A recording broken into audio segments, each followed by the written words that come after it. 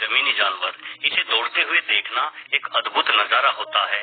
0 से 100 किलोमीटर प्रति घंटे की रफ्तार चीता सिर्फ 3 सेकंड में ही हासिल कर लेता है।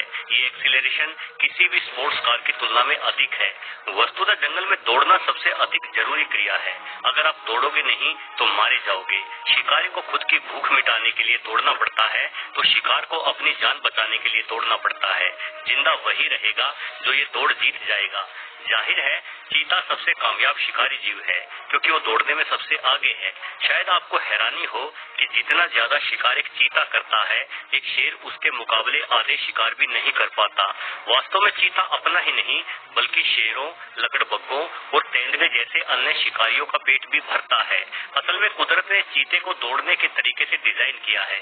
इसका शरीर लंबा और दुबला होता है, मुंह भी काफी पतला और जबड़ा अन्य बड़ी बिल्लियों की तुलना में छोटा होता है ताकि ये हवा को चीरते हुए तेजी हासिल कर सके। चीता सिर्फ 40 से 50 किलो तक ही भारी होते हैं। शेर, तेंदुए आदि चीते की तुलना में काफी तगड़े होते हैं। यही वजह है कि तेजी से छलांग मारकर दौड़ते हुए बड़ी मेहनत से किए चीते के शिकारों को अक्सर दूसरे शिकारी छीन लेते हैं। एक चीता दिन भर में 10 से अधिक शिकार करने के प्रयास करता है। उसमें से मुश्किल से 1 या 2 प्रयास ही सफल हो पाते हैं, किंतु इसके इन शिकारों को भी कोई न कोई छीनने आ ही जाता है और बेचारे चीते को भूखा ही रहना पड़ता है। भूखा चीता फिर से दौड़ लगाता है। आमतौर पर प्रतिदिन किए गए कई शिकारों के बावजूद भी 2 से 5 दिनों में ही एक ऐसा मौका आता है जब चीता अपने किए शिकार से खुद का पेट भर पाता है। लेकिन चीते की मुसीबतें यहीं खत्म नहीं होती। दोस्तों, जिस तरह से एक चीता जंगल में शेरों के लिए खाना जुटाने में मदद करता है, उसे देखकर कहा जा सकता है कि अगर मैं शेर होता तो चीतों को अपने पास पालतू बनाकर रखता। किंतु न जाने क्यों शेर खुद के मददगार चीते को देखते ही मार डालने का प्रयास करते हैं। आज देखा जाए तो जंगलों में घटते सभी जानवरों की संख्या के पीछे केवल इंसान जिम्मेदार है, क्योंकि इंसान सभी तरह के जंगली जानवरों का शिकार कर लेता है। किंतु चीता के साथ ऐसा नहीं है। वर्तमान में इनकी घटती संख्या के पीछे इंसान नहीं बल्कि शेर जिम्मेदार है। अक्सर शेर घात लगाकर आराम करते चीते को पकड़ लेते हैं और मार डालते हैं। एक खूबसूरत, मददगार और शानदार जीव का ऐसा दर्द भरा अंत वास्तव में बड़ा दुखदायी है। दोस्तों, अक्सर लोग चीते और तेंदुए को लेकर असमंजस की स्थिति में रहते हैं, लेकिन आप बड़ी ही आसानी से इन दोनों जीवों में पहचान कर सकते हैं। एक चीता पतला और लंबा होता है, इसकी टांगें लंबी और मुंह छोटा होता है, जबकि तेंदुए का शरीर अधिक बलिष्ठ और मुंह चौड़ा होता है। चीते के फेफड़े बड़े होते हैं ताकि ये दौड़ते समय अपनी मांसपेशियों को अधिक ऑक्सीजन पहुंचा सके, इसलिए इसकी छाती के मुकाबले इसकी कमर बेहद दुबली दिखाई देती है। वहीं तेंदुए के पेट और छाती में इतना अधिक अंतर नहीं होता। तेंदुए और चीते दोनों ही जीवों का शरीर धब्बेदार होता है, किंतु इनके धब्बों में बड़ा अंतर होता है। चीते के धब्बे छोटे, गोल और पूरी तरह से भरे हुए होते हैं, वहीं तेंदुए के धब्बे पंखुड़ी नुमा होते हैं। कई सारे धब्बे मिलकर एक बड़ा धब्बा बनाते हैं जो बीच से खाली होता है। चीते की आंखों से निकलती हुई एक पतली काली लाइन इनके मुंह तक जाती है। ऐसी लाइन तेंदुओं के पास नहीं होती। दोस्तों, जिस तरह से सभी इंसानों की उंगलियों के चिन्ह यानी फिंगरप्रिंट अलग अलग होते हैं, उसी तरह से हर एक चीते और तेंदुए के धब्बे भी अलग अलग होते हैं। अगर चीतों के सामाजिक जीवन की बात की जाए तो चीते सामान्यतः दक्षिणी और पूर्वी अफ्रीका के सूखे मैदानी इलाकों में पाए जाते हैं। चीतों का पारिवारिक जीवन दूसरे जानवरों की तुलना में अलग होता है। मादा चीता करीब 3 महीनों तक गर्भवती रहती है और ये 2 से लेकर 8 बच्चों को जन्म देती है। चीतों के आधे बच्चे जन्म लेने से थोड़े समय बाद ही किसी बीमारी के चलते मारे जाते हैं, जबकि आधे बच्चों को शेर या लकड़बग्घे मार डालते हैं। एक मादा चीता अपने जीवन काल में मुश्किल से 3 से 4 बच्चों को ही बड़ा कर पाती है। जब बच्चे करीब 1.5 साल के हो जाते हैं तो माँ चीता बच्चों को छोड़कर चली जाती है। बच्चे करीब 4 साल की उम्र तक एक दूसरे के साथ बने रहते हैं और साथ ही शिकार करते हैं। 4 साल की उम्र हो जाने के बाद चीतों के इस झुंड से मादा चीता अलग हो जाती है, जबकि नर चीता एक साथ ही रहते हैं। बिल्ली परिवार के ज्यादातर सदस्य रात को शिकार करना पसंद करते हैं, क्योंकि इनकी रात की नजर भी बड़ी तेज होती है। किंतु एक चीता को आप कभी रात में शिकार करते हुए नहीं नहीं पाएंगे, क्योंकि चीता रात के समय देखने में ज्यादा कुशल नहीं होता।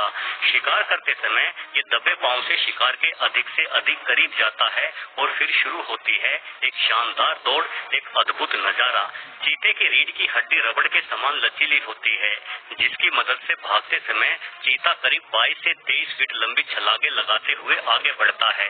अपनी पूरी रफ्तार में ये सिर्फ 20 से 25 सेकंड ही दौड़ पाता है, किंतु इस थोड़े समय में ही एक चीता करीब 1 किलोमीटर तक की दौड़ लगा चुका होता है। इसका मुख्य शिकार गजेल नामक हिरण की प्रजाति है।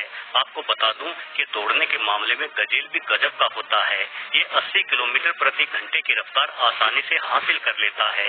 यही वजह है कि चीता के 10 में से सिर्फ 2 हमले ही कामयाब हो पाते हैं, लेकिन अनेकों बार कामयाब होने पर भी चीते को भूखा ही रहना पड़ता है, क्योंकि इसके शिकार को छीन लेने वाले जीवों की जंगल में कोई कमी नहीं है।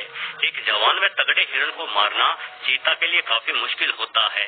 इन हिरणों के पास बेहद लंबे और नुकीले सींग भी होते हैं, जिनकी बदौलत कई बार ये चीतों को ही मार डालते हैं। शिकार करते ही चीता जल्द से जल्द अपने शिकार को खाने की कोशिश करता है, ताकि जब तक कोई अन्य जीव इसका शिकार छीने तब तक कुछ पेट तो भरा जा सके। आज पूरी दुनिया में लगभग 7000 चीते बचे हुए हैं। बड़े अफसोस की बात है कि इनकी संख्या लगातार घट रही है। एक चीते को हमेशा शेर, तेंदुए और लकड़बग्घों से सावधान रहना पड़ता है। हालांकि बड़े चीते अपनी तेज रफ्तार की वजह से आसानी से किसी जीव के हाथ नहीं लगते, किंतु अक्सर इनके शिकार छीन लेने के कारण चीतों को लंबे समय तक भूखा रहना पड़ता है। क्योंकि चीतों का प्रमुख हथियार उनकी रफ्तार ही है, इसलिए जरा सा चोटिल होने पर चीता खुद की रक्षा नहीं कर पाता और न ही शिकार कर पाता है।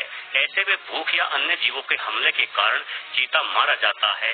कई बार भूखे चीता जंगल के आसपास बने गांवों की तरफ भी खाने की तलाश करते हुए आ जाते हैं, जहां इन्हें गांव वालों द्वारा मार दिया जाता है। वैसे चीता हम इंसानों के लिए खतरा नहीं होते। आज तक इतिहास में किसी चीते द्वारा किसी इंसान को मार डालने की घटना को दर्ज नहीं किया गया है। दोस्तों, किसी जमाने में भारत में भी चीते बड़ी संख्या में पाए जाते थे, लेकिन वर्ष 1952 में चीतों को भारत से लुप्त घोषित कर दिया गया था। आखिरी बार चीतों को भारत में 1947 में देखा गया था। ये जो तस्वीर आप देख रहे हैं, ये भारतीय चीतों की आखिरी तस्वीर है, जब छत्तीसगढ़ के निकट महाराज रामानुज प्रताप सिंह ने एक साथ ही इन 3 चीतों को मार डाला था। इंसान द्वारा बाघ का शिकार करना समझा जा सकता है, क्योंकि बाघ भी इंसान के लिए खतरा है, किंतु चीते कभी इंसानों पर हमला नहीं करते। ऐसे में चीतों को मारकर खुद को वीर समझना अलग ही लेवल की मूर्खता का प्रदर्शन है। चीता भारत के जीवन में किस कदर रचा बसा था, इसका अंदाजा इसी से लगाया जा सकता है कि हम आज तक किसी तेज दौड़ने वाले या फुर्तीले इंसान को चीता कहकर बुलाते हैं। इस खूबसूरत जीव को चीता नाम भी हम भारतीयों ने ही दिया था। भारत में पाए जाने वाले चीते अफ्रीकी चीतों की तुलना में थोड़े छोटे होते थे, जिन्हें एशियाटिक चीता कहा जाता था। इस नस्ल के चीते आज सिर्फ ईरान में मात्र 40 से 50 की संख्या में ही बचे हुए हैं। हालांकि वर्ष 2009 से ही भारत में चीतों को दोबारा बसाने के प्रयास चल रहे हैं। माना जा रहा है कि भारतीय जंगली मैदानों में अफ्रीका से लाकर कुछ चीते बसाए जा सकते हैं। चीतों की प्रजाति पर छाए संकट को देखते हुए प्रकृति से जुड़ी सबसे बड़ी संस्था IUCN ने भी कुछ चीतों को अफ्रीका से लाकर भारत में बसाने की सहमति दे दी है। IUCN का कहना है कि अफ्रीका में शेरों की अधिक आबादी के कारण चीते लगातार घट रहे हैं। ऐसे में अगर आने वाले भविष्य में चीतों को बचाए रखना है तो भारत से अधिक सुरक्षित जगह कोई हो ही नहीं सकती।